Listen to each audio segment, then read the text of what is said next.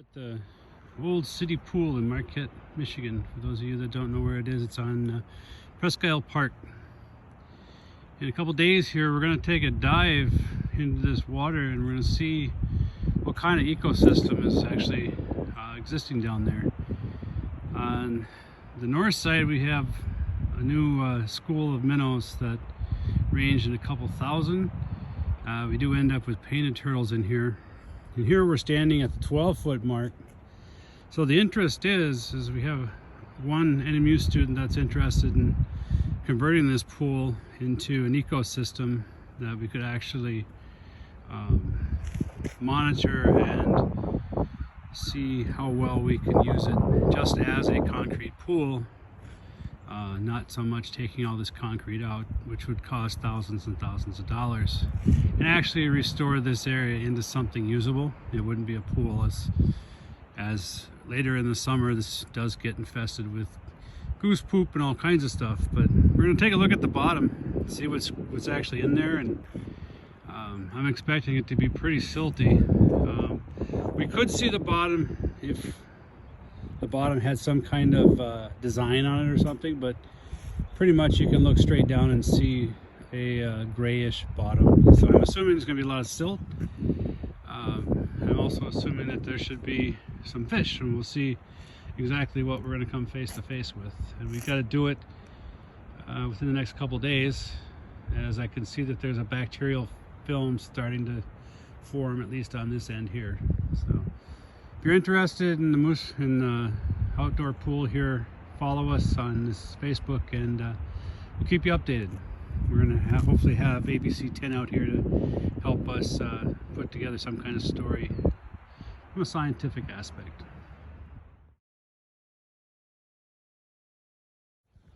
Here's another view of the city pool, and we're at about the 3-foot mark. A lot of what we see is leaves and there's some debris. I'm not seeing, there's a couple of things that baskets people have actually dropped in the water. They did grow last year. I don't know if we'll remove those or not. The one thing we do have to be concerned about is whether any plants that would be in a natural marsh would actually overtake this pond. So we're gonna have to watch the growth of this stuff. This area we usually end up seeing painted turtles swimming around. It's pretty cool. Right here I don't see any minnows or anything. We'll take a look down here. I know there's minnow spawns down here, and we should have tadpoles in there too. There's actually right here, I don't know if it's even gonna come up, but we got a minnow pod right directly in front of us there. Obviously I can't swim out there today. They're gone now. But here we are on probably about a 1-foot depth here. And if you see the water moving, what you can't probably see are the thousands of tadpoles that are getting ready to develop into probably peepers and toads, hopefully. Let's see if we can get up there and get a closer look. They're pretty skittish, and some of those are actually minnows. So let's take a look and see what we can find.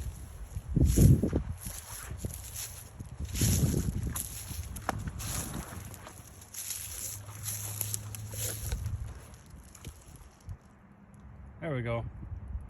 Nice view of them. As I get closer, they should probably, there we go. Those are actually all minnows.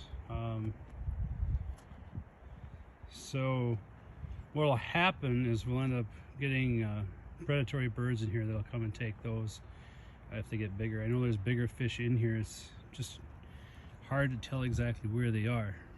But there's another pod of them coming out there. Let's back this up a little bit. There we go. There. So it's pretty neat. So there is life in this pond. You know, the question is can you make it a viable ecosystem by leaving the concrete in there, or spending upwards of $100,000 to take the concrete out. So here we are at one of the interesting features of the old pool. And what this is a canal. Back this up a little bit. There we go. It's a canal. We'll follow it all the way to its source. And this was a source for the water back in the day to come from the lake, along with pumping and infiltration somewhat. I'm not too familiar with that. But let's take a walk and see if we can't follow this to its conclusion. I notice there's quite a bit of brown algae started. So we do have some brown algae started. It's better than green or red for all intents and purposes. Given the nature of the trees around here, I would assume it's probably going to be not that harmful or toxic. Normally I would edit this part of the video out, but we'll go this far as we can. And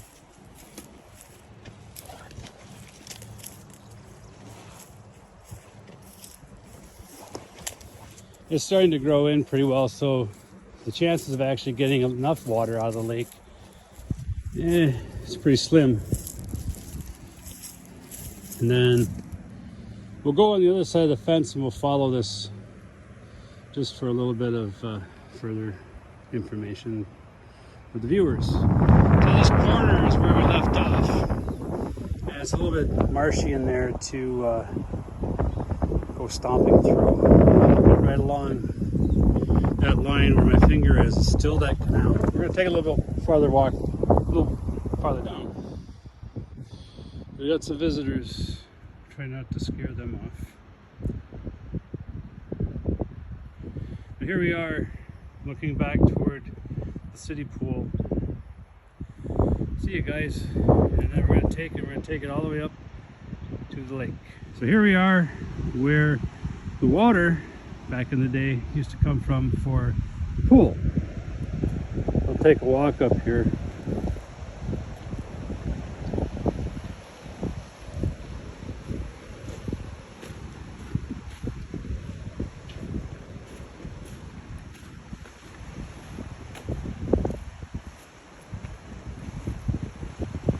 And I would assume at some point it's probably had better access for water.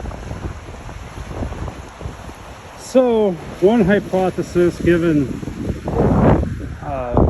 funding in the form of donations and grants, would be to actually clear this out all the way back to the pool, allow water from the lake to actually re-enter.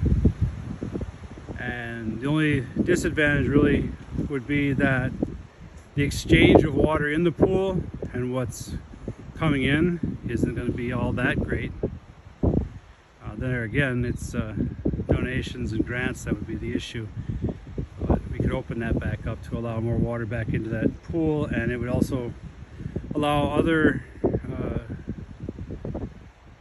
creatures and clams, or not clams, but snails and stuff to come and enter into the pool, and then we develop that ecosystem up.